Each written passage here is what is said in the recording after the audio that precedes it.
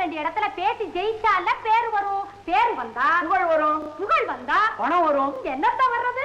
என்ன கட்டிண்டதுல இருந்து அதே வாழ்க்கை.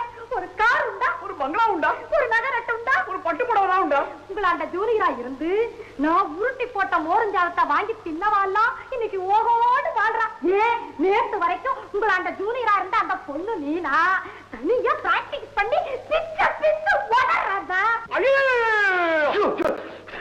என்னடாச்சு? ஒண்ணு இல்ல எல்லாம் அந்த நீலா விஷயமா தான். அவளுக்கு கேஸோ கேஸ், காசோ காசு.